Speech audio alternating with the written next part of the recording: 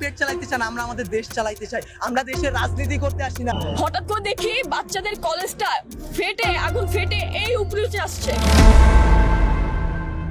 সেদিন ছিল একদমই সাধারণ একটা দুপুর।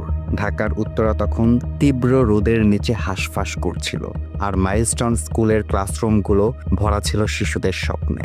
কেউ অঙ্ক করছিল, কেউ গল্প শুনছিল, কেউ ভাবছিল আগামী পরীক্ষার কথা। হঠাৎ একটা গর্জন, ভূমিকম্পের মতো কেঁপে উঠল স্কুলের জানালাগুলো। শিশুদের চোখে বিস্ময়, শিক্ষকরা ছুটে আসছেন জানালার দিকে। এরপর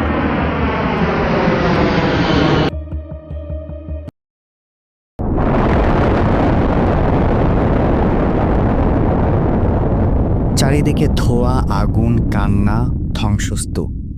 একটা মুহূর্ত আগেও যেখানে ছিল শ্রেণীকক্ষ, সেখানে এখন পড়ে আছে ছেঁড়া বই, পোড়া ডায়েরি, আর অন্ধকারের ভেতর পড়ে আছে নিথর ছোট ছোট শরীর। বিমানটি ছিল একটি প্রশিক্ষণ ফ্লাইট, যেখানে বসেছিলেন তরুণ পাইলট ফ্লাইট লেফটেন্যান্ট তৌকির ইসলাম সাগর।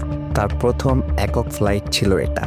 আকাশে উঠতেই বুঝতে পারলেন কিছু একটা ঠিক নেই। তিনি সঙ্গে সঙ্গে যোগাযোগ করলেন কন্ট্রোল রুমে। বিমান আকাশে ভাসছে না, নিচে পড়ে যাচ্ছে।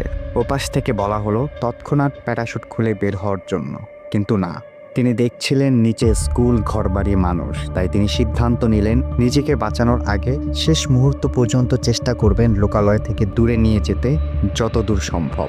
আর তার সেই অসমাপ্ত যুদ্ধ থেমে গেল মাইলস্টোন স্কুলের ভবনে।